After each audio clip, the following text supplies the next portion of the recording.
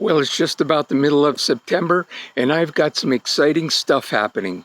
I'm going on a 9-day bikepacking trip in upstate New York. If you've been following my channel, you know that I originally was going to do the Natchez Trace this year, but my plans have changed. You see, I broke my hip in February, and it's only 7 months later, and to be honest with you, I just don't have the energy to do 16,000 feet of climbing. I talked to my orthopedic surgeon about it, as we always should talk to our doctors, and he said, "Steve, you're going to be healing for the next 12 months. Keep up your PT and you'll get there." So that's very frustrating for me. However, what are you going to do? I like to take a long bikepacking trip every year, and so I've chosen to do the Erie Canal bike trail that goes from Buffalo all the way to Albany, New York. Yes, I've done it before, but it was a beautiful trail and I want to do it again. It's only a little more than 1,000 feet of climbing over 330 miles. So I'm going to take that trip in a little while. I'm going to take my time, 30 to 47 miles a day. I'm going to camp out. I'm going to combine it with staying at some hotels and just enjoy the sights and enjoy the history. You know, when I was considering doing this bike trip, I thought about some of my past videos and how I say, no excuses, become your best. Well, that kind of hits home right now. Become your best after you've broken your hip 7 months later. No excuses. Well, I originally thought that I would do a very challenging bike trip, but I can't do that right now. Am I going to make an excuse and not take any trip this year? No, I've tailored one to my abilities right now.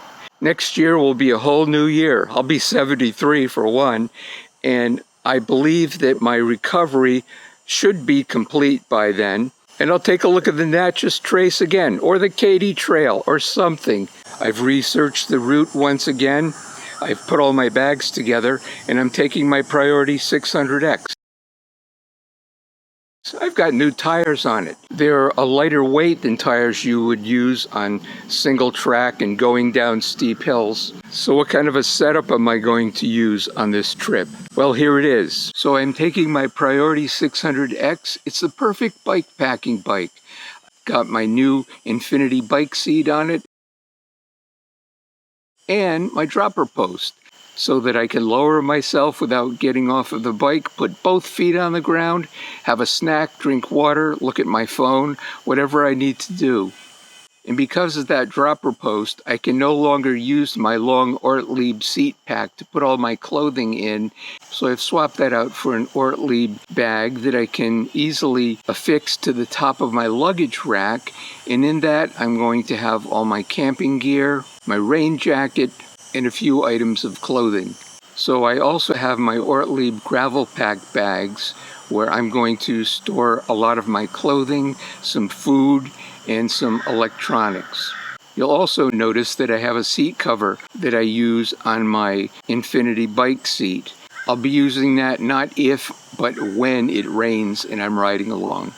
And then in my orange frame bag, I have some tools. I have my air pump, spare drive belt, which I haven't needed yet, but it's very important to take one along, tire repair kit, and tubeless tire fluid. In this small bag at the bottom of my seat tube, I have all the tools I will need for emergencies or for maintenance on the bike. Right behind my handlebars, I have a top tube bag made by Ortlieb. It's the nicest one I've found yet, and believe me, I've gone through a lot of these things. It has a magnetic closure for easy access, and I'll keep a battery in there to keep my phone charged, which is mounted on the handlebars, and also some snacks. I have 2 bags mounted on my handlebars, one to keep my camera in, and the other one I'll keep for odds and ends, possibly put a water bottle in it, additional snacks, whatever I need. Then hanging off my handlebars in the front is my Ortlieb roll where I keep my sleeping quilt and my tent poles. And on top of it, I have a day bag that I store my valuables, and it's easy to take off the bike when I go into a store.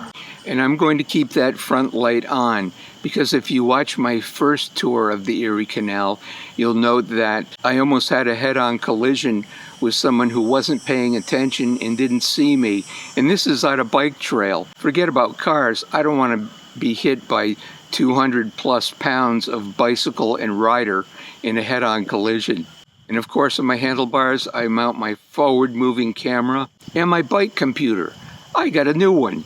It's the Coros Dura, and it claims to have a 120-hour battery life, which is pretty amazing. I've taken it out on a few rides and it never went below 95% battery. You see, it has a built-in solar panel, one that actually works. So we'll see how this works. As you know, I've had a love-hate relationship in the past with my Garmin. The thing freezes up at the worst times. And of course, I'm taking 3 water bottles. Yes, I'm going to have short days in the saddle, but it's very important to stay hydrated, isn't it? So I'm looking forward to this 9-day bike trip, and I'll be leaving in a week or so, and I'm going to film it. I've had a lot of questions as to how do you get your bike from here to there? You know, I've got to get my bike to Buffalo, New York. So when I come back, you'll see those videos.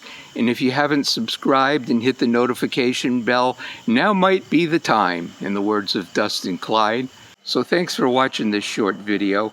It may be a few weeks before I get back and edit the upcoming videos, so you won't want to miss those. And if you haven't already subscribed, please do, and hit that notification bell so you'll see the upcoming videos of this awesome bike adventure that I'm about to undertake. So that's it for now. Thank you for watching, and as always, happy pedaling and have a great day. Very peaceful, and there's nobody else on this trail this morning.